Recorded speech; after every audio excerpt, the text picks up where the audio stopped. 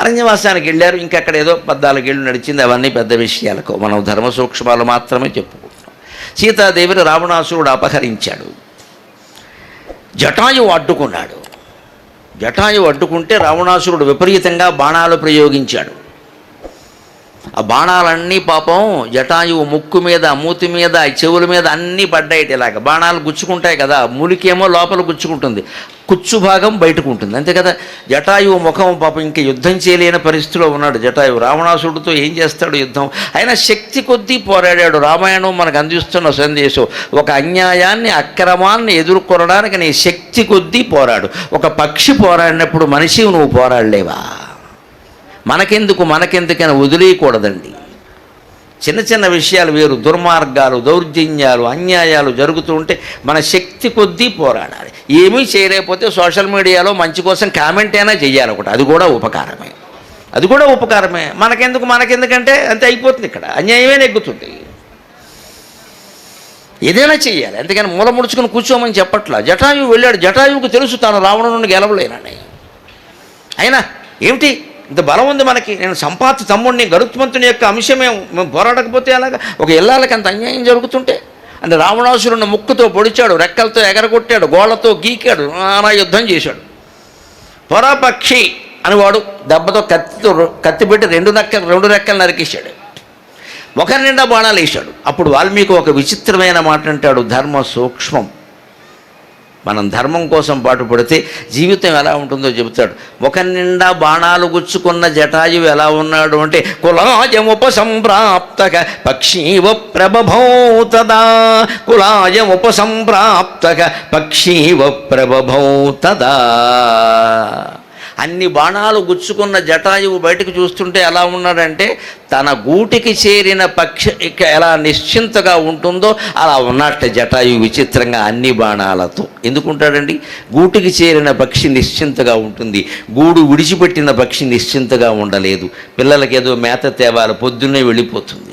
అందుకని గూటి నుంచి వెళ్ళేటప్పుడు ఒక పాట పాడుతుంది, గూటికి చేరుకునేటప్పుడు ఇంకో పాట పాడుతుంది. మనకి ఓపుకుంటే 2 రకాల పాటలు, స్వరాలు వినగలిగితే పిల్లల్ని విడిచిపెట్టి వెళ్ళేటప్పుడు దాని దుఃఖం ఏమిటో, పిల్లల్ని చేరుకునేటప్పుడు దాని ఆనందం ఏమిటో మనకి తెలిసిపోతుంది. అదే సాగర ఘోష కావ్యంలో సంధ్యావర్ణన చేస్తూ రాశాను, గూడు వీడెడి వేళ గూటి కేగెడు వేళ పక్షి గొంతును మించు పాట ఏది.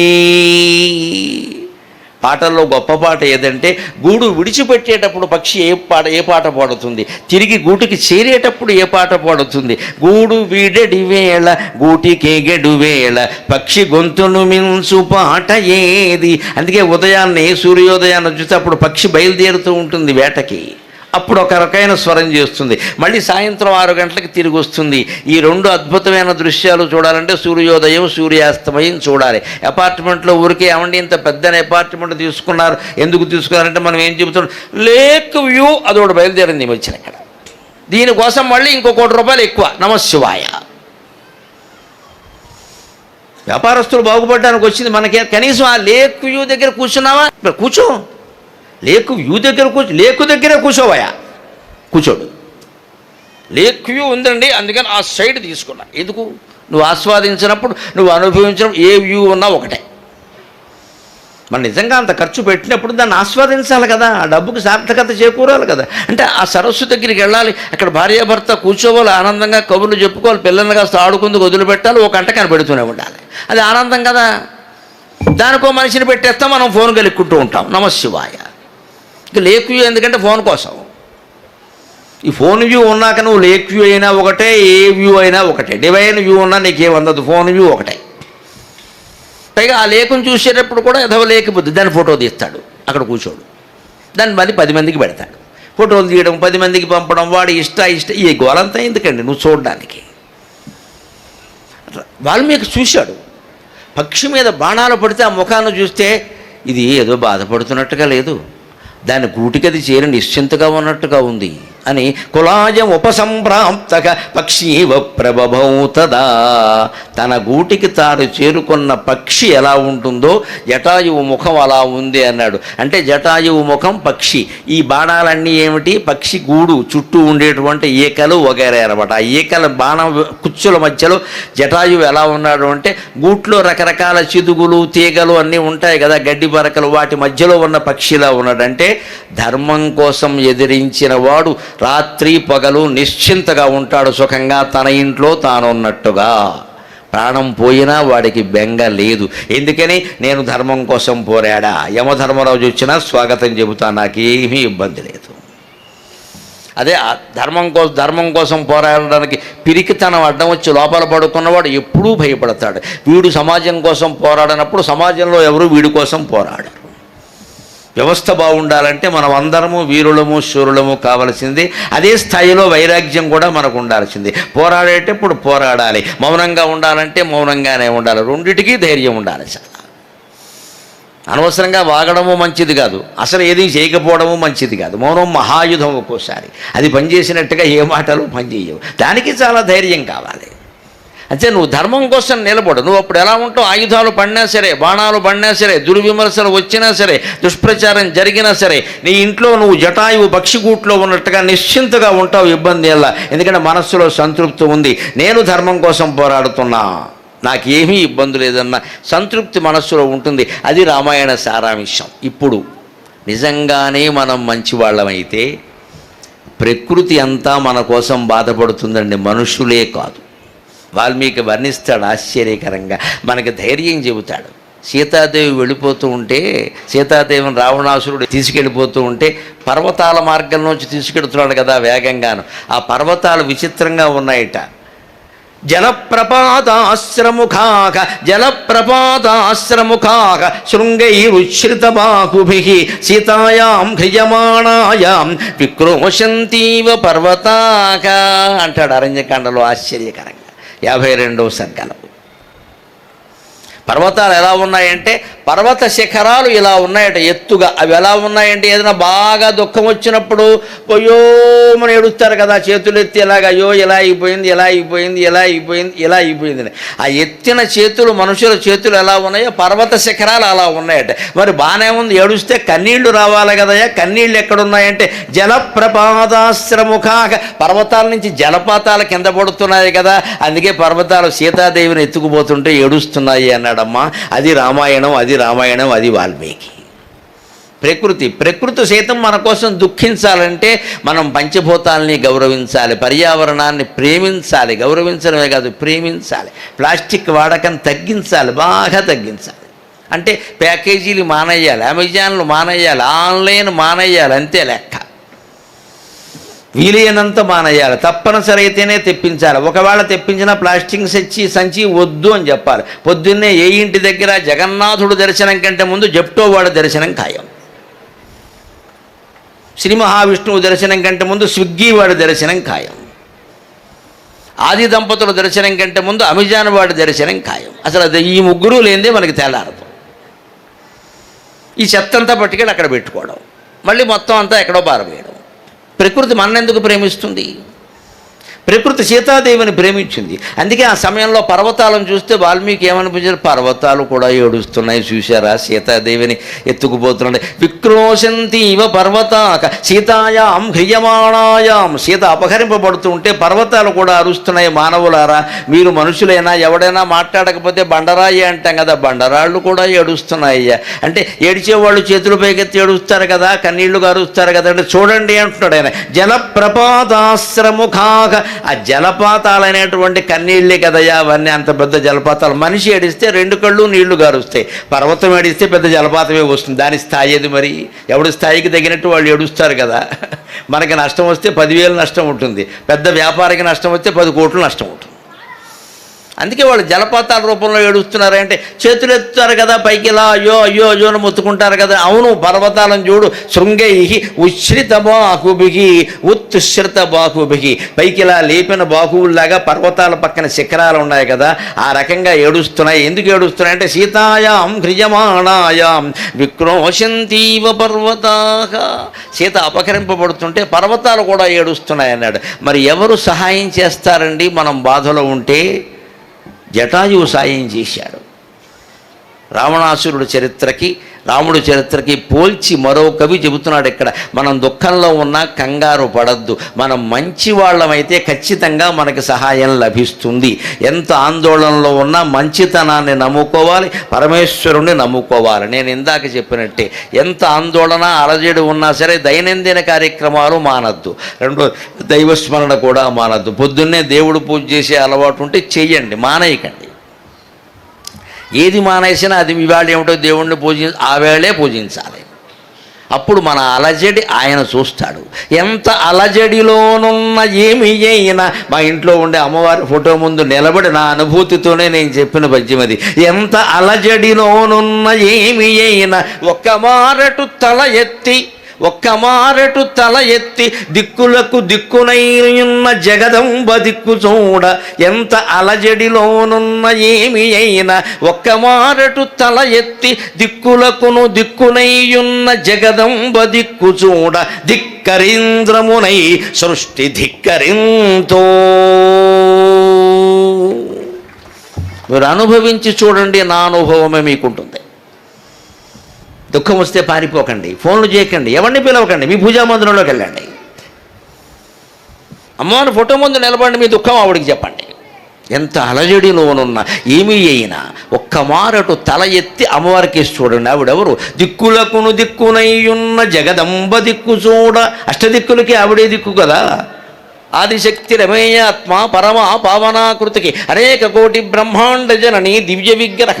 అటువంటి విగ్రహాన్ని మన ఇంట్లో పెట్టుకుని మనం ఆడవడం ఏంటండి? నాస్తికుడు ఏడుస్తాడు, ఆస్తికుడు ఎవడు ఏడవడం. దేవుడి మీద నమ్మకం లేనివాడు ఏడవాలి, మనం ఎందుకు ఏడవాలి దేవుడికి చెబుతాం. 3 నిమిషాలు అయిపోతుంది అది. దిక్కులకును దిక్కునయ్యున్న జగదంబ దిక్కు చూడ, ధిక్కరీంద్రమునై సృష్టి ధిక్కరింతు. ధిక్కరీంద్రమునై, దిక్కుల్లో ఉండే ఏనుగు ఎంత గంభీరంగా ఘీంకారం చేస్తుందో అలా మనకి ఘీంకరించే శక్తిని భగవంతుడు ఇస్తాడమ్మా, భగవంతుడు ఇస్తాడు. ఎట్టి పరిస్థితుల్లో భాషని మరవద్దు, భగవంతుడిని మరవద్దు. ఈ రెండు మన నియమంగా పెట్టుకుంటే ఏ ఆందోళన మనం ఏం చెయ్యలేదండి. అందుకే ఇక్కడ మురారి అని అనర్ఘరాఘవం అనే నాటకం రాస్తాడు సంస్కృతంలో మహాకవి. ఆయన అద్భుతమైన మాట చెబుతాడు. రాముడికి రావణుడికి తేడా చూడండి. ఇక్కడ జటాయువు కాపాడే ప్రయత్నం చేశాడు కదా సీతాదేవిని. జటాయువుకి సీతాదేవి ఏమైనా మేనకోళ్ళ, మేనత్త కూతురా ఏమైనా ఉందా? ఏమీ సంబంధం అయిన పక్షి, ఆవిడ మనిషి. ఒక మనిషికి పక్షి సాయం చేయడం ఏమిటండి? మన బంధువులే మనకు సాయం చేయని రోజులు ఇవాళ. కానీ మురారి అనర్ఘరాఘవంలో రామాయణ సారాంశంగా ఏం చెబుతున్నారంటే, యాంతి న్యాయప్రవృత్తస్య తిర్యం చోపి సహాయతాం, యాంతి న్యాయప్రవృత్తస్య తిర్యం చోపి సహాయతాం, అపంధానంతు గచ్చంతం సోదరోపి విముంచతి. రామాయణం నుంచి 2 విషయాలు సరిగ్గా గ్రహించండి ధర్మ సూక్ష్మాలుగా. మానవులారా, మీరు కంగారు పడక్కల. మీరు సన్మార్గంలో ఉంటే మీకు పక్షులు కూడా సాయం చేస్తాయి, పశువులు కూడా సాయం చేస్తాయి. యాంతి న్యాయప్రవృత్తస్య, న్యాయ మార్గంలో వెళ్ళేవాడికి తిర్యంచోపి సహాయతాం యాంతి, పశువులు పక్షులు కూడా సాయం చేస్తాయి. అలాగే సన్మార్గంలో వెళ్ళలేదనుకో అపంధానంతు గచ్చంతం, తప్పుడు మార్గంలో వెళ్ళేవాడిని సొంత తమ్ముడు కూడా విడిచిపెట్టేస్తాడు, అనుమానం వెళ్ళ. రెండిటికీ రామాయణమే ఉదాహరణ. సీతాదేవికి జటాయు సాయం చేశాడు, రావణాసురుని సొంత తమ్ముడు విభీషణుడే విడిచిపెట్టేశాడు. రెండిటికీ రామాయణం ఉదాహరణ. కారణం మన ప్రవర్తన ముఖ్యం. వాళ్ళు మనకు చేయలేదు, వీళ్ళు మనకి చేయలేదు. మనం సరిగ్గా ఉంటే చేస్తారు, ఒకవేళ చేయకపోతే వాళ్ళదే పాపం. మనం దాన్ని అడ్డుపెట్టి బాధపడాల్సినటువంటి పని ఏమీ లేదు. ఏమైనా మన కాళ్ళ మీద మనం నిలబడాలి. దానికి అరణ్యకాండ ప్రధానం. అందుకే నేను అరణ్యకాండ నుంచి ఎక్కువ ఉదాహరణలు ఇస్తున్నా. జీవితం ఈవేళ ఆధునిక జీవితం అరణ్యకాండ అయిపోయింది. ఆలోచించండి, 20 ఏళ్ల వాడికి గుండెపోట, 30 ఏళ్ల వాడికి బీపీయా, 32 ఏళ్ళు లేకుండా షుగరా? ఏమిటిది? ఏ ప్రపంచంలో ఉన్నాం? ఇదివరకు 70 ఏళ్ళు దాటే వరకు ఈ రోగాల గురించి ఎవరు భయపడేవాళ్ళు కాదు అసలు. అప్పుడు కూడా రాకుండా వెళ్ళిపోయిన వాళ్ళు అదృష్టవంతులు చాలామంది ఉన్నారు. ఎందుకు వస్తున్నాయండి? ఒక్క మాట యువతరం వింటున్నారు కాబట్టి చెబుతున్నా, మనం శరీరాన్ని సుఖపెడుతున్నాం, మనస్సును ఎక్కువ కష్టపడుతున్నామమ్మా, అందుకే ఇన్ని రోగాలు వస్తున్నాయి. శరీరాన్ని సుఖపెడుతున్నాం, ఇక్కడే కూర్చుంటాం. నేను 2 గంటలు ప్రవచన సింహాసనంలో కూర్చుంటే అది పద్ధతి. నేను కూర్చోకుండా డ్యాన్స్ ఆడతానండి ఇక్కడ, నేను ఇలాగే కూర్చోవాలి.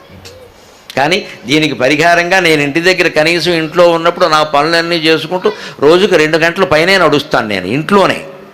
నేను బయటికి వెళితే నన్ను ఎవడో నడవనవడు, ధర్మ సందేహాలతో చంపేస్తారు. నాకు కూడా 10 మంది బయలుదేరుతారు, అయిపోయినట్టే. అందుకని నేను బయటికి వెళ్ళను, ఇంట్లోనే నడుస్తాను. అటకలో పెడతాను, అటక మీద పెడతాను పుస్తకం, పైకి పీట నిచ్చెన వేసుకుని తీసుకుంటాను, మళ్ళీ అక్కడే పెడతాను. ఆ మాత్రం వ్యాయామం కూడా లేకపోతే నేను బతకను ఇక్కడ. ఎందుకు మనం కూర్చుంటే ఇంతే, మళ్ళీ కార్లో తీసుకొస్తారు, కార్లో దింపుతారు, కాళ్ళు నేల మీద పెట్టినవారు నన్ను. ఈ యోగం పట్టడం బాగానే ఉంది, మరి వేరే యోగాలు పట్టకూడదంటే మన వ్యాయామాలు మనం చేసుకోవాలి. అలా ఇంట్లో తిరుగుతానని ఎవరికైనా చెప్పామనుకో కార్యకర్తకి, ఆయన ఇంట్లో తిరగడానికి వీలుగా ఒకటి చైర్ ఏర్పాటు చేస్తాడు. మీరు ఇంటికి తిరగడం చచ్చిపోతాం, ఇప్పుడు చెప్పకూడదు. మన పని మనం చూసుకోవాలి. ఎప్పుడు మన కాళ్ళ మీద మనం నిలబడాలి. అరణ్యకాండ జీవితం ఇవాళ అరణ్యకాండ అయిపోయి అనారోగ్యం లేని వాళ్ళు లేరండి అసలు, సుమారుగా. చిన్నపిల్లలు కూడా వస్తున్నాయి మానసికమైన ఆందోళనలు. సరే మూల కారణం తిళ్ళు, ఒత్తిళ్ళు. మన నెత్తి మీద ఒత్తిళ్ళు ఉన్నాయి, మన తిళ్ళు మారిపోయినాయి. ఇంట్లో వంట అనేది లేనే లేదు అసలు. నేను ఇలాంటి అపార్ట్మెంట్, ఇంతకంటే పెద్ద అపార్ట్మెంట్లో హైదరాబాద్లో ఓసారి మాట్లాడితే ఆ అసోసియేషన్ అధ్యక్షుడు చెప్పాడు నాకు, కాస్త మీరు చెప్పండి అన్నారు. ఏమిటా అన్నాను. ఇప్పుడు కొత్తగా వచ్చిన యువ దంపతులు, నవ దంపతులు మాకు కిచెన్ అక్కర్లేదని చెబుతున్నారండి అన్నాడు. నమ శివాయ. అక్కడ కూడా ఓ బెడ్రూమ్ కట్టేయంటున్నారు. మేము అన్నీ ఆర్డర్ పెట్టుకుంటామండి, we don't need a kitchen. ఇవి ఉండేవాళ్ళు ఎవరు ఇక్కడ, ఎవరికి వచ్చినాం? అన్నీ ఆర్డరే. అన్నీ ఆర్డర్ పెట్టాక ఏమవుతుంది? కడుపు కండవీళ్ళు మడుగు అవుతుంది. కడుపు కండవీళ్ళు మడుగు అనేవారు. లోపల భారస్తావా? అదేం గార్బేజ్ బాక్సా? ఏది పెడితే అది బయట నుంచి వచ్చింది. కర్రీ ఒకచోట, వెర్రీ ఒకచోట. ఏంటది? కాస్త 4 వేపుడు ముక్కలు ఇంటో వేయించుకోలేము, పచ్చడి ఇంటో చేసుకుని చారు పెట్టుకోలేమా అండి? ఏది ఇంటో చేసేవాళ్ళు లేరు, ఆడ మగ ఎవరో కూడా. ఆరోగ్యాలు పాడైపోయి. అందుకే అరణ్యకాండ మనకి ఎక్కువ, అందుకే నేను దాన్ని ఎక్కువ తీసుకున్నా. ఇప్పుడు రాముడికి ఒక గొప్ప సహాయం లభించింది అరణ్యకాండలో. సుతీక్ష్ణ మహర్షి, రాముడు అరణ్యవాసం పుణ్యమా అని మహర్షులందరినీ దర్శించాడు. శరభంగ మహర్షి, అగస్త్య మహర్షి, సుతీక్ష్ణ మహర్షి, చాలామందిని దర్శించాడు. ఆ సుతీక్ష్ణ మహర్షి అంటే నిజంగా పేరుకు తగిన మహర్షి. ఆయన ఒంటికాల మీద నిలబడి 500 ఏళ్ళు తపస్సు చేశాడు ఆయన. రాముడు కష్టం చూశాడు. సీతాదేవి లేక బాధపడుతున్నాడు కదా. ఏదో ఇంచుమించు రావణాసురుడు అనేవాడు పట్టుకెళ్ళాడని సమాచారం తెలుస్తోంది. ఇంకా సుగ్రీవుణ్ణి కలవలేదు, ఇంకా మైత్రి ఏర్పడలేదు. ఈ సమాచారం కూడా పూర్తి ప్రామాణికమని చెప్పలేము, అనుమానాలు ఉన్నాయి అప్పటికీ కూడా. ఏం చేయాలో తెలియట్లే. లక్ష్మణుడు తప్పితే ఎవరూ తోడు లేరు. దొల్లి బాధపడ్డాడు రామచంద్రమూర్తి అంతటి వాడు. మనం ఏదో వైభవం అంటే కూడా ఆయన 12 కష్టాలు ఎవడో పడలేదు అసలు. ఆ మహర్షి రాముడు సుతీక్ష్ణ మహర్షిని దర్శించడానికి వెళ్ళాడు. ఆయన ఏమన్నాడో తెలుసా? రామా, నీ కష్టాలు చూడలేకపోతున్నానయ్యా. వేదాంత వేద్యం అజమేఘశ్యామలమూర్తయే, వేదాంత వేద్యం అజమేఘశ్యామలమూర్తయే, పుంసాం మోహన రూపాయ పుణ్యశ్లోకాయ మంగళం. ఆయనకి తెలుసు ఈయనెవరో. వేదాంత వేద్యుడైన వాడివి నువ్వు ఇలా పుట్టావు అని అంటే ఆయన అన్నాడు, ఏమోనండి, నాకేదో కనపడిన వాళ్ళు అందరూ అంటున్నారు, నాకేం తెలియదు.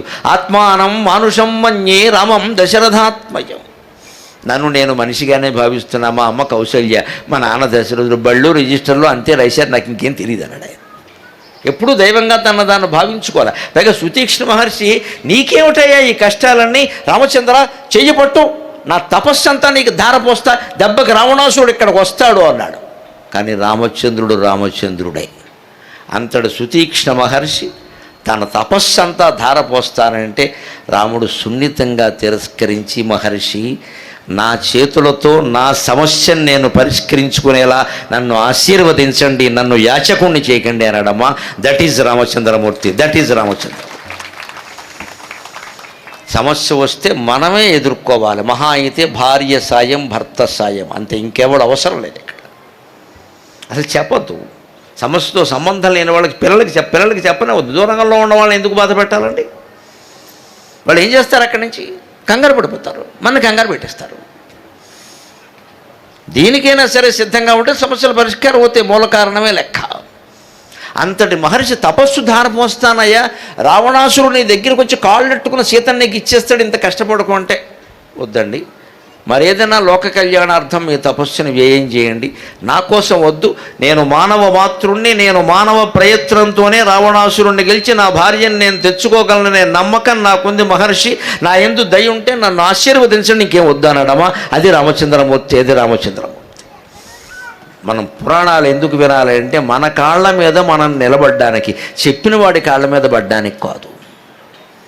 పడ్డం తప్పు ఒప్పు సమస్య కాదు, దానివల్ల ఊరికి గౌరవం, అంతవరకే. పాదాభివందన గౌరవం అంతే. పూర్తిగా ఏ గురువుల మీద ఏ ప్రవక్తల మీద ఆధారపడకూడదండి. ఎవరేం చేయలేరు, మీ తలనొప్పులన్నీ మాకు అంటుకుంటాయి ఇక్కడ. అందుకే ముందుకు వెళ్ళిపోయాడు. సుతీక్ష్ణ మహర్షి యొక్క తపశ్శక్తి దానాన్ని సున్నితంగా తిరస్కరించి ముందుకు వెళ్ళిపోయాడు. ఎవరితో మైత్రి చేశాడు? సుగ్రీవుడితో మైత్రి చేశాడు. రామసుగ్రీవుల మైత్రిలో ఒక ధర్మ సూక్ష్మం ఉంది. ఎప్పుడు మనం మైత్రి కష్టంలో ఉన్నప్పుడు ఎవరి సాయం కోరాలి, అందులో కూడా ఒక లౌక్యం ఉంటుంది. కష్టం వచ్చింది కదా అని అడ్డమైన వాళ్ళకి ఫోన్లు చేసి సాయం అడగకూడదు. అన్న 2 లక్షలు పంపు, అక్క 3 లక్షలు పంపు అంటే రేపు పొద్దున్న వీళ్ళందరికీ బాకీ పడిపోతాం. అక్క కాని వాళ్ళని కూడా అక్క అంటున్నాం మనం. డబ్బు సాయం అయినప్పుడు ఏం చేస్తామంటే చుట్టరకం కలిపేస్తాం. వాడు అన్న కాదు, అన్న ఏమనుకోకన్నా 10 లక్షలు 3 లక్షలు పంపుతాడు, తర్వాత జుట్టెట్టుకుంటాడు. వాడు అవసరానికి 30 లక్షలు పంపమంటాడు. ఎప్పుడు పంపాలి? మన కష్టం తీరిపోయింది. తర్వాత 30 లక్షలు అడుగుతాడు. నీకు 3 లక్షలు అవసరమైతే నేను ఇవ్వలేదా అంటాడు. అసలు ఎవరిని పిలవకుండా ఎవరిని డబ్బు అడగకుండా మన దగ్గర ఉన్నదాంతో మనం సమస్యను పరిష్కరించుకోలేమా? ఇది రామాయణ సారాంశం. రాముడు సుగ్రీవుడితో స్నేహం చేశాడు, గమనించండి. రాజనీతే కాదు, ధర్మం కూడా. వాలితో చెయ్యాల. వాలిని చంపిన తర్వాత ఇంకా చావకుండా వాడు ప్రాణాలతో ఉండగా రాముడితో అన్నాడు, ఏమిటి నన్ను ఎందుకు చంపావు? సుగ్రీవుడు కోసమా? ఏమిటయ్యా నీకు అసలు ఏమన్నా రాజకీయం తెలుసా? సీతాదేవి కావాలంటే రావణాసురుడు నా చేతిలో ఉన్నాడయ్యా, నన్ను అడుగుంటే నువ్వు ఇక్కడ ఉండగానే రావణాసురుడు తీసుకొచ్చి నీ కాళ్ళ మీద బారేసేవాడు కదా. వాలి తక్కువవాడు కాదు, రావణాసురుడిని బంధించాడు. రావణాసురుడు లోకంలో అందరినీ బంధిస్తే రావణాసురుడిని బంధించిన వాడు ఎవరో తెలుసా? వాలి. బంధించి మామూలుగా చేయాల, జైల్లో పెట్టాడు కిష్కింధలో రావణాసురుడిని. 10 తలలో 20 చేతులతో 7 ఊచలు లెక్కెట్టుకోవే ధావా అన్నాడు. తీసుకొచ్చి ఇక్కడ బారేశాడు. పైగా మామూలుగా కాదు, రావణాసురుడు సముద్ర తీరంలో సంధ్యావందనం చేస్తుంటే వాలి పొద్దున్న మార్నింగ్ వాక్ అంటే మార్నింగ్ ఎగరడం, ఆయన స్థాయి వాకింగ్ అలాగే ఉంటుంది. ఆ ఎగిరేటప్పుడు ఇక్కడ ఎవడో ఉన్నాడు సంధ్యావందనం చేసుకుంటూ, వీడు రావణాసురుడు అంటే వీడి గురించి ఆయన విన్నాడు. వీడేదో బలవంతుడు అంటున్నారు, ఇద్దరు దుర్మార్గులే, ఇద్దరు బలవంతులే, అందుకని వీడేదో బలవంతుడు అంటున్నది, వీడు బలం ఏమిటో చూద్దామని వాళ్ళు ఏం చేశారంటే ఈ రావణాసురుడిని 2 సంఖ్యలో ఇరిగించుకుని ఎగిరేసాడు. అది వాడిస్తాయి. అందుకే తెలుగులో సామెత, తాడిని తన్నేవాడు ఉంటే వాడి తలని తన్నేవాడు ఇంకోడు ఉంటాడు. తాడి చెట్టుని తన్నేట్టు ఒకడు పల్లెటూళ్ళు. ఎక్కడ? కింద అయితే అందరం తంతాం, పైన తన్నాడు. కింద తన్నడానికి ఏం పైన ఆకులు ఉండే చోట తన్నాడు. వాడు అనుకున్నట్ట, నేను తాడి చెట్టు తన్నగలిగానంటే తాడి చెట్టు 15 అడుగులు ఉంది, నేను అంతకంటే ఎత్తు కాబట్టి తన్నగలిగాను కదా, బహుశా నా అంత ఎత్తు ఇంకెవడూ ఉండడు అన్నాడు. ఇథియోపియా నుంచి ఎవడో వచ్చి వాడి తలని తన్నట్ట. అదే లెక్క, నేను నీకంటే ఎత్తురా అబ్బాయి. అలా పుట్టే తెలుగు సామెతలు ఒకటి పిల్లలకి నేర్పితే జీవితంలో దుఃఖం ఉండదండి. తాడిని తన్నేవాడు ఉంటే వాడి తలని తన్నేవాడు ఉంటాడు. ఎప్పుడు మనమే గొప్పవాళ్ళం కాదు, మనకంటే గొప్పవాళ్ళు ఉంటారు. గర్వించాల్సిన అవసరం ఏం లేదు ఇక్కడ. మన స్థాయిలో మనం ఏం చేయగలమో అది చేయడమే కానీ గర్వించడానికి ఏం లేదు ఇక్కడ. అందుకే రావణాసురుడు గర్వించాడు. ఇంతటి రావణాసురుడు సముద్ర తీరంలో సంధ్యావందనం చేసుకుంటూ ఉంటే వాలి పైనుంచి ఒక దూకు చూసి వీడేదో బలవంతుడు ఉంటున్నాడు, వీడి సంగతి ఏమిటో చూద్దాం అని కిందికి దిగి రావణాసురుడిని 20 చేతులు 10 తలలో ఉన్నవాడిని శంఖలో ఎరిగించుకుని 7 సముద్రాలు దింపి, ఎరా బాగున్నావా, లంకలో వదలమంటావా, శంఖలో వదలమంటావా అన్నాడు. వదిలే అన్న ఎక్కడో ఒకడు అన్నాడు. కిష్కింధలోనే వదిలేశాడు, జైల్లో పెట్టాడు. ఆ విషయాన్ని వాలి చనిపోవడానికి ముందు బాణం గుచ్చుకున్నాక, రాముడు బాణం గుచ్చుకున్నాక చనిపోవడానికి ముందు మాట్లాడతాడు కదా, మరణయాత్రలో మాట్లాడి, ఇదేమిటయ్యా ఎందుకు చేసావు, సీత కోసం స్నేహం చేస్తావు, నాతో చేయాల్సింది కదా, దెబ్బలో తీసుకొచ్చేవాడు. కానీ రాముడు సుగ్రీవుడితో ఎందుకు చేశాడండి? వాలిది అధర్మం, తమ్ముడి భార్యను అపహరించాడు, రాజ్యం నుంచి తమ్ముడిని గెంటేశాడు. అధర్మాత్ముడితో రాముడు స్నేహం చెయ్యడు, బలహీనుడైన ధర్మాత్ముడితోనే స్నేహం చేస్తాడు. అదే రామాయణం, అదే రామాయణం. పెద్ద పార్టీ అనొద్దు. పెద్ద మొద్దు పార్టీలు ఉంటాయి, గ్రద్ద పార్టీలు కూడా ఉంటాయి. వాడితో మనకెందుకండి? కాస్త బలం తక్కువ ఉన్నా బలహీనుడైనా మంచివాడితో మనం స్నేహం చేస్తే, వాడి సాయం కోరితే రేపు వాడికి మనం సాయం చేయాల్సి వచ్చినా బాధపడక్కల, హాయిగా చేయొచ్చు. పైగా ఈ బలహీనుడైన వాడు ఎక్కువ సాయం అడగడు. వాడు బలహీనుడే కదా కొంత, తక్కువ అడుగుతాడు, చేస్తాం. అందుకే రామసుగ్రీవుల మైత్రి కష్టకాలంలో ఉన్నప్పుడు ఎవరితో స్నేహం చేయాలనే ధర్మ సూక్ష్మాన్ని మనకి తెలియజేస్తోంది. రామసుగ్రీవుల మైత్రుని గురించి చెప్పమని నేను ఎప్పుడో సహస్రావధానం చేసినప్పుడు వర్ణనాంశంలో ఒక పద్యంగా అడిగారు. రామసుగ్రీవుల మైత్రి అంటే బాధాతప్త హృదం తరం తరములన్ భార్య వియోగములన్. వారికి ఆ మైత్రి ఎందుకు కలిసిందంటే ఇద్దరివి సమాన దుఃఖాలు. ఆయన భార్యను అన్నగారు ఎత్తుకెళ్ళాడు, ఈయన భార్యను శత్రువు ఎత్తుకెళ్ళాడు, ఇద్దరిది సమాన దుఃఖం. బాధాతప్త హృదంతరంతరములన్ భార్య వియోగంబులన్ గాధా శప్తము ఋష్యమూకము గణన్ గాఢంబుగా కృంగెడిన్. గాధా శప్తము ఋష్యమూకము గణన్ గాఢంబుగా కృంగెడిన్. మేధాశక్తులు సైన్యశక్తులు ఒకటై, మేధాశక్తులు సైన్యశక్తులొకటై మిన్సన్ మహాబ్ధి ప్రభల్. బాధాకారణమైన లంకను ఇక కుప్పంగోల్చు నిశ్శంకతన్. ఇది ఇప్పుడు 96 సంవత్సరంలో కాకినాడలో సహస్రావధానం చేస్తుండగా వర్ణనాంశంలో రామసుగ్రీవుల మైత్రుని గురించి చెప్పమని అడిగితే చెప్పిన పద్యం మొట్టమొదటిసారి మీకే ఇక్కడ చెబుతున్నాను. మళ్ళీ దీన్ని ఇన్నేళ్ల తర్వాత. నాకు సాధారణంగా ప్రవచనాల్లో ఒక నియమం ఏమిటంటే చెప్పిన శ్లోకం మళ్ళీ చెప్పద్దు వీలైనంత వరకు. మాట్లాడిన హెడ్డింగ్ అదే ఉన్నా సరే శ్లోకాలు మారిపోతాయి, పద్యాలు మారిపోతాయి. ఎందుకంటే నా ఉపన్యాసం నాకు బాగుండాలి, ముందు మీకంటే నాకు తాజాగా ఉండాలి, లేకపోతే నేనే చెప్పలేను. పాడిందే పాడరా అన్నట్టు కుదరదు ఇక్కడ. ఇదే రామాయణం మీద కొన్ని 100 సార్లు మాట్లాడాం, మళ్ళీ అవి ఏం మాట్లాడతాం. అందుకే ఈవేళ మీరు వింటున్న మాటలు ఇక్కడే వింటారు, మళ్ళీ ఎక్కడ నా ప్రసంగాల్లో కూడా వినరు మీరు, మళ్ళీ మారిపోతాయి. మళ్ళీ ఏడాది మళ్ళీ పిలిచి రామాయణం ధర్మ సూక్ష్మాలు ఇస్తే మొత్తం మారిపోతుంది. హెడ్డింగ్ అదే ఉంటుంది, విషయం మారిపోతుంది. దీనికోసం చాలా కష్టపడాలి. నిన్నటి నుంచి మొదలుపెట్టాను నా తయారీ. రేపు మళ్ళీ ఎక్కడికో నేను వేరే ఊరు వెళ్ళాలి, ఎల్లుండి వేరే ఊరు వెళ్ళాలి, 3 ప్రసంగాలకి తయారవ్వాలి. దానికోసం నేను ఈవేళ కూర్చుని తయారై అంతా తెలిసిన రామాయణమేనా తయారై శ్లోకాలన్నీ కంఠస్థం చేసి వచ్చి మాట్లాడుతున్నామమ్మా. ఇదేం ఆకాశం నుంచి రాదు ప్రజ్ఞ, కష్టపడితే వస్తుంది. 24కు పైగా శ్లోకాలు పద్యాలు నేను రాసుకుని అందులో 2 గంటల్లో అన్నీ అవ్వవు కాబట్టి వాటిలోంచి కుదించి మొత్తం మీద 12, 16 తయారు చేసి ఏది ముఖ్యం ఏది ఇదివరకు చెప్పాము. అయినా కానీ చెప్పక తప్పంది ఏమిటి, కొన్ని కథకి మూలాలు ఉంటాయి, చెప్పకపోతే కుదరదు. కొత్తవి ఏం చెప్పాలి అనుకున్నాం. ఇది 96లో సహస్రావధానంలో చెప్పిన పద్యం. నా అవధానం తీసి వెతుకుతూ ఉంటే మనమే ఇంత గొప్ప పద్యం చెప్పాం కదా 30 ఏళ్ల క్రితం, మళ్ళీ ఇది ఎవరు విన్నారు ఇదే అనుకున్నాను నేను. నిజంగా కష్టకాలంలో ఉన్నప్పుడు మనుషులు ఎలాంటి వాళ్ళని కలవాలి, ఎలాంటి వాళ్ళతో స్నేహం చేయాలంటే అటువంటి కష్టం ఉన్న వాళ్ళనే వెతుక్కుంటే సుఖంగా ఉంటుంది. మీకు ఒకటే లెక్క, విద్యార్థులకు బాగా అర్థమవుతుంది. చదువులో బాగా వెనకబడిన వాడు ఏం చేస్తాడో తెలుసా, బ్యాక్ బెంచ్కి వెళ్ళిపోతాడు, వెనకబడిన వాడినే చూసుకుంటాడు. చచ్చిన కెలవరైజ్ స్టూడెంట్తో సాయం చేయడు, వాడికి ఇన్ఫీరియారిటీగా ఉంటుంది. వెనకాల కూర్చొని రామసీత ఆడుకుంటూ ఉంటారు. మా రోజుల్లో అదే ఆడేవాళ్ళం, ఇప్పుడు ఏం ఆడుతున్నారో తెలియదు. రామ సీత లక్ష్మణ అని చిన్న చీటీలు రాసి ఆడుకునేవాళ్ళం పాఠం వినకుండా. అప్పుడు కూడా మాకు రామాయణమే, పాఠం ఎగ్గొట్టి ఆడుకోవడానికి కూడా మాకు రామాయణమే దొరికింది. రామ సీత ఆడుకుంటున్నాడట. అలాంటి వాళ్ళ దగ్గరికి వెళ్ళిపోతాం. వీడికి మార్కులు తక్కువ వస్తున్నాయి కదా, వాడి పక్కన కూర్చుంటే వీడికి కాస్త సుఖంగా ఉంటుంది. తెలివైన వాడు పక్కన కూర్చుంటే లోపల పొడిచేస్తూ ఉంటుంది, వాడు మేధావి నువ్వు దద్దమ్మ అని. అందుకని ఎప్పుడు కష్టంలో ఉన్నప్పుడు ఏం చేయాలంటే ఏ కష్టాలు లేకుండా సుఖంగా ఉన్నవాడి దగ్గరికి వెళ్ళద్దు, ఆక్షేపిస్తాడు.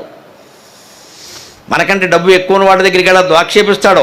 మీ డబ్బులన్నీ పోగొట్టుకున్నావు అంటాడు. మనకంటే బలవంతుల దగ్గరికి వెళ్ళొద్దు. మనతో సమానమైన బలం వీలైతే కొంచెం తక్కువ బలం, మనతో సమానమైన డబ్బు వీలైతే కొంచెం తక్కువ డబ్బు, మనతో సమానమైన కష్టం వీలైతే కొంచెం ఎక్కువ కష్టం. వాడి దగ్గరికి వెళితే అన్నా నేను కూడా పడ్డాను ఈ బాధ అంటాడు. అప్పుడు సరిగ్గా ఉంటుంది. బాధాతప్త హృదంతరంతరములన్. ఇరువురి హృదయాలు, రామసుగ్రీవులు ఇద్దరు హృదయాలు బాధతో తప్పించిపోతున్నాయి. భార్యా వియోగంబులన్. రుమా వియోగం ఆయనకి, సీతా వియోగం ఈయనకి. సమానమే ఇద్దరిది. అందుకని ప్లానింగ్ ఏదైనా చేస్తే సమానంగా ఉంటుంది. అన్ని విధాలా సుఖంగా ఉన్నవాడి దగ్గరికి మన కష్టం చెప్పామనుకోండి, నువ్వు ఎర్రవేదవు కాబట్టి కష్టం వచ్చింది, ఎలా బతకాలో నేర్చుకోవాలని ముందు పెద్ద పోజు కొడుతుంది ఇక్కడ. మనకు ఉపాయం చెప్పడం. ఆ కష్టంలో ఉన్నవాడిని అడిగితే ఏం కంగారు పడకయా, నేను అదే ఇబ్బంది పడుతున్నాను, నేను ఇద్దరం కలిసి చూద్దాం అంటాడు. అప్పుడు తేలిపోతుంది. ఇది రామాయణం మనకు మార్గదర్శనం చేస్తుంది, ఎలాంటి వాళ్ళని వెతుక్కోవాలి. ఐశ్వర్యంలో ఉంటే వేరే సంగతి, అంతేకాదు. గాధాశప్తము ఋష్యమోకము గణన్ గాఢంబుగా కృంగడిన్. ఆ ఋష్యమోక పర్వతం ఇక్కడ చూడండి, మీకు విశేషం. ఋష్యమోక పర్వతం మీదే సుగ్రీవుడు ఉన్నాడు. ఎందుకున్నాడండి?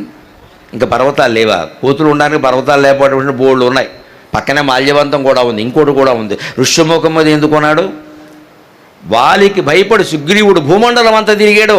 పరిగెట్టి మామూలుగా పరిగెట్ల అలాత చక్ర ప్రతిమా అని వర్ణిస్తాడు కిష్కింధకాండలో వాల్మీకి.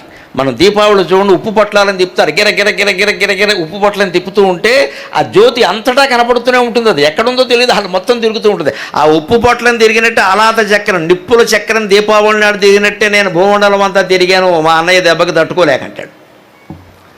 అంత భయపెట్టాడు వాళ్ళు. చివరికి ఆశ్చర్యం గమనించండి, రామాయణంలో ధ్వని ఆదర్శం, ఆధ్యాత్మిక రహస్యం. సుగ్రీవుడికి స్థానం ఎక్కడ దొరికిందండి? భూమండలం అంతా తిరిగినా దొరకని స్థానం తానుండే చోట పక్కన ఉన్న ఋష్యముఖ పర్వతం మీద దొరికింది. ఎవరు ఆ రహస్యం చెప్పారు? హనుమంతుడు చెప్పాడు. భయపడి చచ్చిపోతూ ఎక్కడుండాలి అంటే, ఈయన మంత్రి కదా, ఆయన రాజు కదా, మహారాజా కంగారు పడొద్దు, మనం ఋష్యముఖ పర్వతం ఉంది, అక్కడికి వాలి రాడు అంటే, ఎందుకు రాడు అన్నాడు. దుందుభేన ఒక రాక్షసుడు వాలికి యుద్ధం జరిగింది, వాలి వాడిని చంపి ఆ శరీరాన్ని విసిరేశాడు. ఆ శరీరం వచ్చి ఇక్కడ పడింది. ఇక్కడ ఒక మహర్షి తపస్సు చేసుకుంటుండగా ఆయన ఒళ్ళో పడింది, ఆయనకి మండింది. వెధవలను ఒళ్ళో చంపేసి ఆ శవాలను మా దగ్గరికి విసురుతారా? ఎవడు ఈ శరీరాన్ని విసిరాడో వాడి పర్వతం మీదకి వస్తే వాడి తల 1000 మొక్కలు అవుతుందని శపించాడు. అంటే ఎవడి కడవంత గుమ్మడికి కత్తిపేటకు లోకమని ఎవడి లొసుగులు వాడుకుంటాయి, పట్టుకోవాలి. వాళ్ళే ఎంత బలవంతుడైనా వాడు ప్రపంచంలో ప్రవేశించలేని ప్రదేశం ఏమిటంటే ఋష్యముఖం ఒక్కటే. మన శత్రువు ఎంత బలవంతుడైనా వాడికి బలహీనత పాయింట్లు కొన్ని ఉంటాయి, అవి పట్టుకుని అక్కడ కొట్టాలి ఖచ్చితంగా, అంతేలే. ఇది రామాయణం. అందుకని ఓడిపోసిన పనులు, అందుకే ముందు మోటార్ సైకిల్ వేసుకుని వెళ్ళిపోకూడదు, శత్రువులను జయించడానికి. ఇంట్లో కూర్చో, ఆలోచించు, పుస్తకాలు చదువు, ఇప్పుడైతే గూగుల్లో సెర్చ్ చేయి హౌ టు గెట్ విక్టరీ అని, ఏదో దొరుకుతుంది మార్గం. వెళ్ళిపోతే ఎలాగా? బండి అయిపోతుంది, పెట్రోల్ అయిపోతుంది, పెట్రోల్ కూడా లేదు ఇప్పుడు, ఉపాయం చూడాలి. ఆ ఋష్యముఖానికి ఒక శాపం ఉంది, అక్కడికి వాలి వస్తే వాలికి ఉంది ఆ శాపం, అక్కడికి వస్తే దెబ్బతింటాడు. అంటే ఇక్కడ గమనించండి, ప్రపంచమంతా తీరని భయం ఋష్యముఖ పర్వతం మీద తీరింది. అంటే సరిగ్గా మనం ఎప్పుడు నిశ్చింతగా నిర్భయంగా ఉండగలుగుతామంటే, ఎన్ని జ్యోతిర్లింగాలు తిరిగినా, ఎన్ని శక్తిపీఠాలు తిరిగినా, 108 తిరుపతులు తిరిగినా, అంతిమంగా నీ గుండెల్లో ఉన్న దేవుణ్ణి నువ్వు చూసే వరకు నీకు శాంతి దొరకదు, అనుమానం లేదు. ఆ దేవుడు నీ గుండెల్లో ఉన్నాడు. ఇవన్నీ తిరగడం సాధన, మానేమనక్కల సాధన అంతే. వాటి వల్ల ఏమీ అయిపోదు. చూడవలసింది ఇక్కడ, అక్కడెక్కడా దొరకని మనశ్శాంతి ఇక్కడ దొరుకుతుంది. అందుకే సుగ్రీవుడికి ప్రపంచమంతా దొరకని నిర్భయత్వం తనకి చాలా దగ్గరలో ఋష్యముఖంలో దొరికింది. ఇది రామాయణంలో ధ్వని. వాల్మీకి చెప్పడు, మా బోటిగాళ్ళకి ఆ చెప్పే అవకాశం ఇచ్చాడు, అంతే లెక్క. ధ్వని కావ్యం పైన ఒకటి నడుస్తుండే, కింద చూసుకోండి, ఎక్కడా దొరకంది ఋష్యముఖంలో. ఋష్యముఖం ఎక్కడుంది? వీడి ఇంటి వెనకాల ఉంది అది. అది మానేసి ప్రపంచం అంతా తిరిగాడు. మన కూడా అంతే, జ్ఞానము, ముక్తి, శాంతి అంటూ ప్రపంచం అంతా తిరుగుతాం. చివరికి ఎవరో మహాగురువు జ్ఞాని అని వాడు చెప్పి, నీ గురించి నువ్వు తెలుసుకోవయ్యా, ఇంకేం లేదంటాడు. అప్పుడు దొరికింది. మరి ఆ మాట 25 ఏళ్ల క్రితం తెలుసుంటే ఈ పాటికి మోక్షం పొందేవాళ్ళు. అజ్ఞానంతో ప్రపంచం అంతా తిరుగుతాం. అందుకే గాథాశప్తము ఋష్యముఖము గణన్ గాఢంబుగా కృంగెడని, వీళ్ళ గాథల చేత శపింపబడిన ఋష్యముఖం కృంగిపోతోంది. ఆ కృంగుబాటు కారణంగా వీళ్ళ డిప్రెషన్, సుగ్రీవుడు డిప్రెషన్, నిరాశ కారణంగా. అందుకని అక్కడ చేరారు ఇద్దరు కూడా. మంచిది, అలాంటప్పుడు అలాంటి వాళ్ళ దగ్గరికి వెళ్ళాలి. కష్టంలో ఉన్నప్పుడు కష్టంలో ఉన్న వాళ్ళ దగ్గరికి వెళ్ళాలి. సుఖంలో ఉన్నవాడిని ఉపయోగించుకోవాలి కాస్త. కానీ అస్తమానం వాడి ఇంటికి వెళ్ళామంటే వాడు ఆక్షేపిస్తాడు. అంతేకాదు, ఎప్పుడు సామాజికమైన దుఃఖాలు శమించాలన్న ఒక్కటేనండి. ఇక్కడ ఈ పద్యంలో చెప్పాం, మేధాశక్తులు సైన్యశక్తులు ఒకటై మిన్సన్ మహాబ్ధిప్రభల్. ఇవాళ సమాజంలో అనేక రకాల దౌర్జన్యాలు, దుర్మార్గాలు జరగడానికి దుర్మార్గుల దౌర్జన్యం ఎంత ప్రధాన కారణమో, మేధావుల మౌనం కూడా అంతే ప్రధాన కారణం. మనకెవరికి దమ్ము లేదు, ధైర్యం లేదు, ఎవరూ ఏమీ మాట్లాడు. మనకెందుకు దేశాన్ని క్యాన్సర్ కంటే భయంకరంగా పట్టి పీడిస్తున్న వ్యాధి 5 అక్షరాల వ్యాధి. మనకెందుకు మరి మనకెందుకనే అనేక రకాల స్వచ్ఛంద సంస్థల వాళ్ళందరూ హిందూ ధర్మాన్ని వదిలేసి ఉంటే ఇవాళ హిందూ ధర్మానికి ఈ వైభవం పట్టేదండి. ఆలోచించండి. మన డబ్బులు మనం సంపాదించుకుని ఉద్యోగం చేయగానే సరిపోతున్న సనాతన ధర్మం ఏమైంది? హిందూ ధర్మం అంటే ఊరికే వినాయక చవితి, శ్రీరామనవమైనా ఇంకేదైనా ఉందా? ఎన్ని రకాల పోరాటాలు చేస్తున్నారు వాళ్ళు అక్కడ. చెయ్యాలి, సమాజం కోసం కూడా చేయాలి. అందుకే చెప్పాము ఈ పద్యంలో మేధాశక్తులు సైన్యశక్తులు ఒకటే. రాముడు మేధాశక్తి, సుగ్రీవుడు సైన్యశక్తి. రాముడు ఎంత మేధావైనా ఎంత వీరుడైనా ఇద్దరు సరిపోరండి. రావణాసుడు తక్కువడు కాదు అక్కడ. వాడి గురించి మురారి అనర్ఘరాగంలో చమత్కారమైన మాట చెబుతాడు. ఏమిటో తెలుసా? రావణాసుడికి 10 తలకాయలు ఉన్నాయి కదా, ఎందుకు ఉన్నాయిట? ఏదో ఉన్నాయి, చెప్పాలి కదా, కవి కదా. ఆయన అంటాడు 14 విద్యలు ఉన్నాయి లోకంలో గమనించండి అంటాడు. విద్యలు 14, వేదములు 4, వాటి అంగములు ఉన్నాయి. శిక్ష, వ్యాకరణ, ఛందో, నిరుక్తం, జ్యోతిషం తథా కల్పశ్చేతి షడంగాని. షడంగాలు విద్యలు 4, వేదాలు 4, వాటి అంగములు అంటే ఆన్సరీ సబ్జెక్ట్స్ పక్కన ఉంటాయన్నమాట, సైడ్ బై. అలాగే థియరీ ప్రాక్టికల్ అన్నట్టుగా 6 ఉంటాయి. 10 కదా, ఇంకా 4 ఏమిటంటే మీమాంస, ధర్మశాస్త్రం, పురాణం, న్యాయశాస్త్రం. ఈ 4 14. బ్రహ్మదేవుడికి 4 తలకాయలే ఉన్నాయట. మిగిలిన 10 ఎక్కడ దాచాలో తెలియలేదుట. రావణాసుడికి 10 తలకాయలు ఇచ్చి ఒరే నీ దగ్గర అట్టిపెట్టరా, అవసరమైనప్పుడు తీసుకుంటా అన్నట్ట. దట్ ఈజ్ రావణ బ్రహ్మ. మురారి అనర్ఘరాగంలో చెబుతాడు అద్భుతమైన విషయం. వాడి 10 తలకాయలు మీరు, వాడు మహావిద్వాంసుడు. మామూలు శ్లోకాలు కాదు, మాబోటిగాళ్ళు పండితులు ఎవరు అర్థాలు చెప్పడం కాదమ్మా, పలకడానికి కూడా కష్టమైనటువంటి శ్లోకాలను వాడు శివప్రార్థనగా రాశారండి. అకర్వ సర్వమంగళా కళాకదంబ మంజరి రసప్రవాక మాధురీ విజృంభణ మధువ్రతం స్మరాంతకం పురాంతకం భవాంతకం మఖాంతకం గజాంతకాంతకాంతకం తమంతకాంతకం భజే జయత్వదభ్ర విభ్రమ భ్రమద్భుజంగమశ్వస వినిర్గమక్రమస్ఫురత్కరాల భాలకం వాట్ ధిమిధ్వనన్ మృదంగ తుంగ మంగళ ధ్వని క్రమ ప్రవర్తిత ప్రచండ తాండవగా శివగా.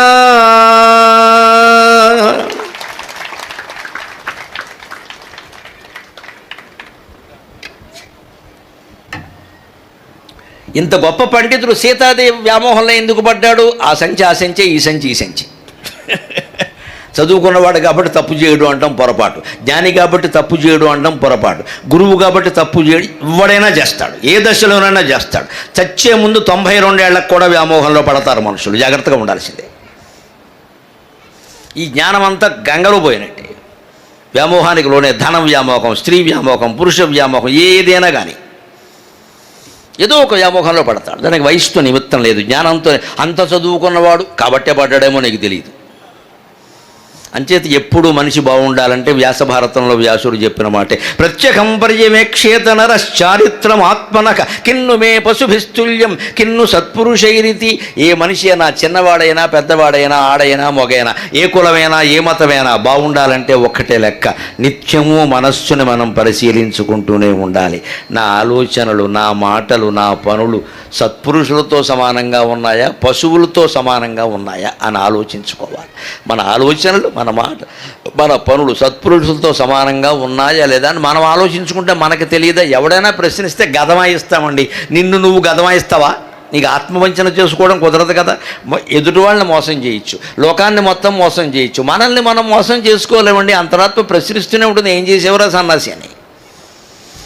అంచేత మనిషి తనను తాను పరిశీలించుకునే వరకు తప్పులు చేస్తూనే ఉంటాడు. ఇక్కడ మనం ఆశీనులైన అందరము రామనవమి నాడు తీసుకోవలసిన ప్రతిజ్ఞ ఒకటే, నిరంతరం 10 నిమిషాలకు ఒకసారి మన మనస్సులోకి మనం వెళ్ళాలి. నా ఆలోచన మంచిదేనా, నా మాటలు మంచివేనా, నా పనులు మంచివేనా అంటే తప్పు జరగదండి, జరగదు. రాముడు మన చుట్టూనే ఉంటాడు ఇక్కడ. అది చేసుకోవలసింది. అది రామాయణ సారాంశం. లేకపోతే రావణాసురుడు అంతటి వాడు గోతులో పడ్డాడు, వాడేం సామాన్యుడు కాదు ఇక్కడ. అందుకని వాణ్ణి జయించాలంటే మేధాశక్తులు సైనిక శక్తులు ఏకం కావాలి. అందుకే రాముడు ఏం చేశాడు? లక్ష్మణుడు నేను ఉంటే సరిపోదు. ఇక్కడ ఏమయ్యేదండి? నిజంగా వెళ్ళుంటే లక్ష్మణుడు 2 సార్లు మరణించాడండి. హనుమంతుడు లేకపోతే లక్ష్మణుడు లేడమ్మా. రామాంజనేయ యుద్ధం నాటకంలో సరదాగా ఆంజనేయుడు అంటాడు కోదాం, నిశిరాత్రివేళ సంజీవితేనైతిమేని నటితో రామాయణంబు సున్నా అంటాడు ఆయన. మేము అర్ధరాత్రి వెళ్ళి సంజీవి పర్వతం లేకపోతే నీ తమ్ముడు ఏమయ్యేవాడు అంటాడు. కోపం వస్తే దగ్గర వాళ్ళు కూడా అలా తిడతారు. రామాంజనేయ యుద్ధంలో ఉంటుంది ఈ మాట. మేము సంజీవి తేకపోతే అయిపోయింది, లేకపోతే నీ సౌమిత్రి స్వర్గాన శోభలు తీర్చు, నీ లక్ష్మణుడు వెళ్ళి స్వర్గంలో ఉండేవాడయ్యా అంటాడు. అంతే ఎవరి సాయం వారు చేశారు. రాముడు ఒక్కడే ఏం చేయించాల. అటువంటిది రాముడు లక్ష్మణుడు ఒక్కరు వెళ్ళిపోతే, లక్ష్మణుడు చనిపోతే రాముడు ఏం చేయాలి? అంతేకాదు, ఇద్దరిని ఇంద్రజిత్తు నాగాస్త్రంతో బంధించాడు. ఇద్దరిని అసలు ఒక 5-6 గంటల పాటు తెలివే రాలేదు రాముడికి లక్ష్మణుడికి. అంతటి వాళ్ళు వీరులే కాదు, ఉపాసకులు. ఇంద్రజిత్తు దేవీ ఉపాసకుడు, తాంత్రికోపాసకుడు. వాడి రథం దివ్య రథం. వాడు యజ్ఞం చేస్తూ ఉంటే అందులోంచి రథం పుడుతుంది. అది విశేషం. అది యజ్ఞం చేస్తుంటే అందులోంచి రథం పుడుతుంది. ఆ రథం మీద ఎక్కి యుద్ధానికి వస్తాడు. ఆ రథం మీద ఉన్నంతకాలం వాడిని ఎవరు ఏం చేయలేరు. అందుకని ముందు యజ్ఞాన్ని భంగం చేయాలి. హనుమంతుడు 10 మంది కోతులతో సహా ఇంద్రజిత్తు దగ్గరికి వెళ్ళి యజ్ఞం చేస్తుంటే యజ్ఞాన్ని భంగం చేశాడు. చేసి వాడు చెవులో పెట్టి గీకాడు, ముక్కుల్లో పెట్టి పొల్ల పెట్టి కెలికాడు, నానా గొడవ, కోతులు చేసే చేష్టలన్నీ చేశాడు. దానికి మంటెత్తి వాడు మధ్యలో యజ్ఞం మానేసి యుద్ధానికి వచ్చాడు. ఆ రోజే ఇంద్రజిత్తు చచ్చిపోయాడు. ఇది వ్యూహం, ఇది ఉపాయం. అందుకని రాముడు జాగ్రత్తగా ఆలోచన సుగ్రీవుడితో స్నేహం చేశాడు. సేమ్ డిస్టర్బెన్స్, ఇద్దరికి కూడా ఒకే రకమైన కష్టం. ఆయన దగ్గర ఎవరున్నారు? సుగ్రీవుడి దగ్గర ఏమున్నా ఏం లేకపోయినా 10 కోట్ల మంది సైన్యం ఉన్నారు. ఆ 10 కోట్లు రాముడు పాలయ్యాయి. ఒక్క సుగ్రీవుడితో సంధి చేసుకుంటే 10 కోట్ల సైన్యం వచ్చింది ఇక్కడ. ఆ తెలివైనటువంటి వ్యూహాన్ని రాముడు పన్నాడు. అందుకని నేను ఇక్కడ పద్యంలో మేధాశక్తులు సైన్యశక్తులు ఒకటై మించన్ మహాబ్ధి ప్రభల్.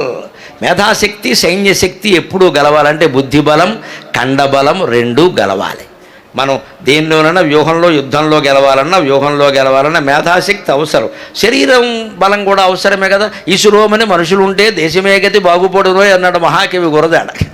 ఏడుస్తూ ఉంటే అర్భకుల్లాగా అస్తమానం ఉపవాసాలు చేసేసి వేలాడిపోతూ ఉంటే వీడేం సాధిస్తాడు? ఇక్కడ ముందు ఆరోగ్యం బాగుండాలి, మేధాశక్తి బాగుండాలి, దాని ప్రకారమే చేసుకోవాలి అన్నీ కూడా. అలాగ మేధాశక్తులు సైన్యశక్తులు ఒకటై మించన్ మహాబ్ధి ప్రభల్. బాధాకారణమైన లంక ఇక లంక కుప్పంగోలెడిన్ కూలు నిశంకతన్. ఈ బాధకి మూల కారణమైన లంక ఉందే, అది దగ్ధం కావడం, కుప్పకూలిపోవడం ఖాయం. ఇది రామాయణం మనకు అందిస్తున్న ధర్మ సూక్ష్మం. ఎప్పుడూ కష్టాల్లో ఉన్నప్పుడు మనలాంటి కష్టాలు ఉన్న వాళ్ళతోనే మాట్లాడుతుంటే కాస్త